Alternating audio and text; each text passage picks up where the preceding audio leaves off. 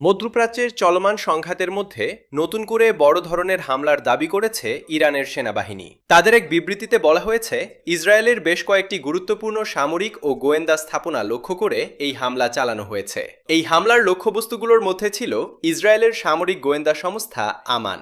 এই সংস্থাটি ইসরায়েলের সামরিক গোয়েন্দা কাঠামোর একটি গুরুত্বপূর্ণ অংশ, যারা শত্রুপক্ষের লক্ষ্যবস্তু শনাক্ত করা এবং সামরিক অভিযানে তথ্য সহায়তা দেওয়ার কাজ করে।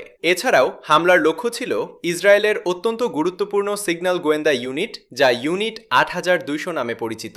এই ইউনিট ডিজিটাল যোগাযোগ পর্যবেক্ষণ, সাইবার গোয়েন্দা কার্যক্রম এবং বিভিন্ন প্রযুক্তিগত নজরদারির দায়িত্ব পালন করে। ইরানের দাবি অনুযায়ী ইসরায়েলের মিসাইল প্রতিরক্ষা ব্যবস্থার গুরুত্বপূর্ণ অংশ গ্রিন পাইন রাডার সিস্টেমও এই হামলার লক্ষ্যবস্তু ছিল।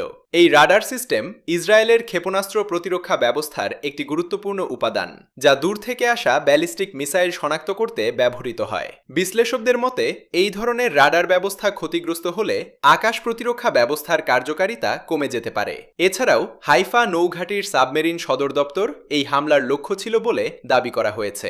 অন্যদিকে হিব্রু ভাষার সংবাদপত্র মারিফ জানিয়েছে, জর্ডানে অবস্থিত একটি উন্নত মার্কিন রাডার সিস্টেম ধ্বংস হওয়ায় যুক্তরাষ্ট্রের সামরিক সক্ষমতায় বড় ধাক্কা লেগেছে। প্রতিবেদন অনুযায়ী এই রাডারটি ইসরায়েলের আকাশ প্রতিরক্ষা ব্যবস্থাকে সহায়তা করছিল এবং এটি ক্ষতিগ্রস্ত হওয়া পুরো অঞ্চলের নিরাপত্তা পরিস্থিতিতে নতুন উদ্বেগ তৈরি করেছে।